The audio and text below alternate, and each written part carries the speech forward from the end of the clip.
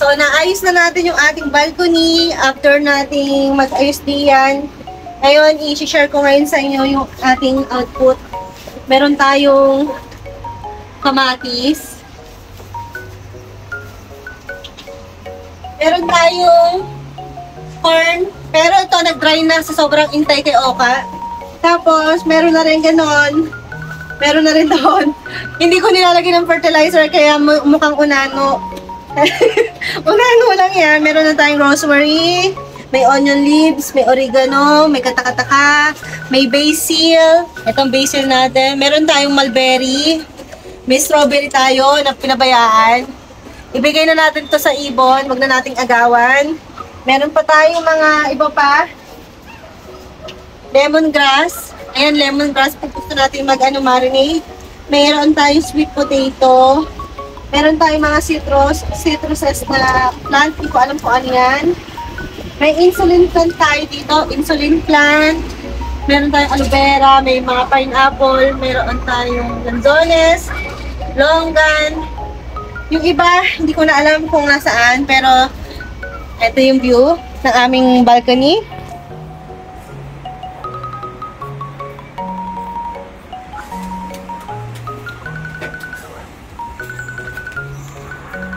Yan yung mga natira natin sa balcony, pero marami na tayong natanggal diyan na halaman. So, medyo talaga naging forest na dito sa amin.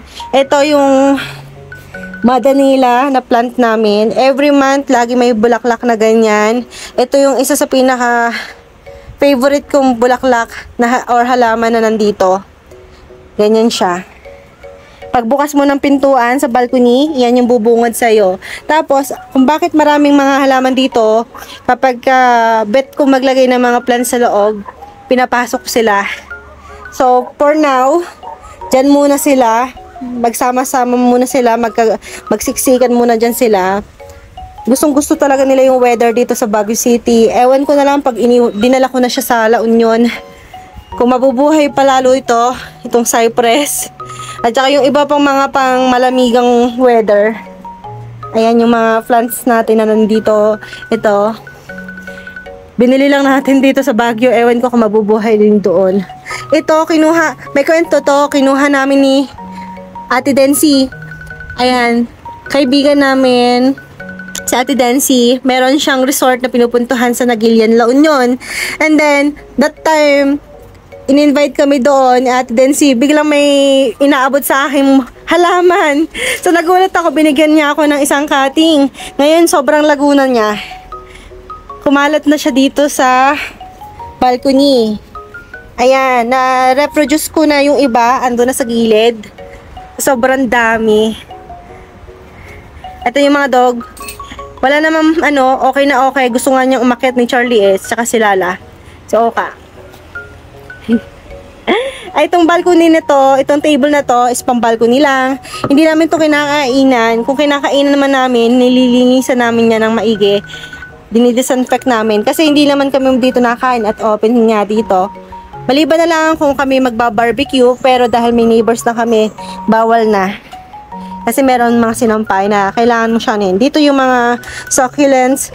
Hindi ako makapag-reproduce ng bagong seedlings niyan. Dahil wala na talaga tayong space.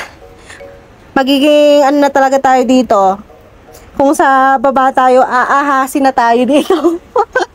Ayan yung ito yung mga plants natin na hindi ko maitapon kasi nga sabi ko meron pa siyang chance na mabuhay. Pwede pa siya maging plant na magkaroon pa siya ng bunga. Naka-harvest na tayo dito.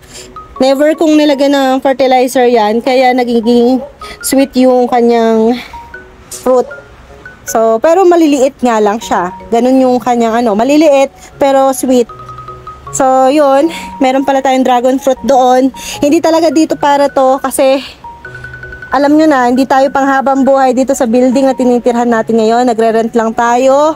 And may plano naman din tayong bumukod. Meron pala tayong usa dito. Sayote.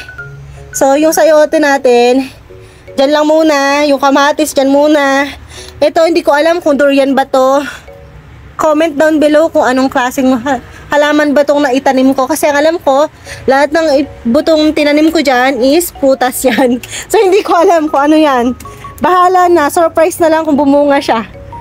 Ayan, kung Google man, di ko rin naman alam kung paano ko siya di-determine. Ito yung mga, yan. Tapos, dito nga pala ako sa balcony naglalaba ng mga hindi ko pwedeng ipadala sa laundry. Pero usually, doon nga pinapadala. Pinapipick up, pinapa-drop dito sa unit. Ito na yung kinalabasan. In-order ko nga pala yan. Yung stand na yan sa Shopee. And mabait yung seller kasi binigyan niya tayo ng parang sa damage kasi meron siyang damage na konti. Pero nawe-welding naman yung item na yon, yung pinaka-part na yon. So ito yun is 1. So 4 layers. So 1, 2, 3, 4. 4 layers yan. And then this one 2 layers only. So, magkaibang pricing, mas mura dito. Pero, kung tutusin, para sulit na, kunin nyo na yung 4. Kasi yung delivery fee, ganun din. Yung bigat, magbibigay ka rin ng tip. Pagka magpapadeliver ka na mabigat, for sure, bigyan mo ng tip kasi kawawa naman. Kasi mabigat nga eh. 50 pesos na nga lang or 10 pesos lang ata per item yung kanilang doon. Delivery fee, kung tutusin natin, kasi kung 50 pesos, 120 na, bibigyan nga tayo ng vouchers eh. So, wag nyo nang wag nyo nang masyadong yung mga, eto, napabayaan ko na to. Ang problema ko dito, lagi may peste ang aking mga halaman. May ganito rin ba kayo? May ganyan din ba kayong peste? Nangungulik ako ng mga seashells, pero hindi ganitong klase na peste. So, hayaan ko na lang siya. Yan yung mga items, mga tanim ko dito. Yung iba na i-transplant ko na sa future namin titirhan. Wow! Pero sa ako na i-reveal yun. Ito na muna. Ito nga pala guys, tumubo na lang siya sa sapat. Hindi ko alam kung anong klase to. Comment down below kung anong klaseng halaman to. Is it edible? Anong benefits nito? May gamot ba to? Hindi ko kasi binunot nung simula nung lumaki siya. Ang bilis niya. Wala pang 1 buwan. Ganito na siya kataas. Tapos bigla na to. 2 months na siya sa amin. Ayan, 2 months meron na siyang ganito. Kabilis. Charlie. Si Charlie. May pa lang nandito na yan. Ito yung view.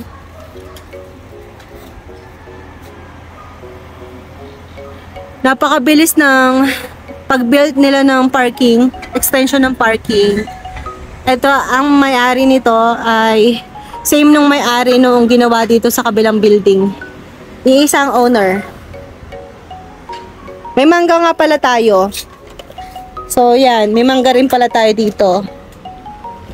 Ang problema ko lang kapag iba yung weather dito at saka doon, baka mamatay yung mga nabuhay dito na hindi pa pwede doon.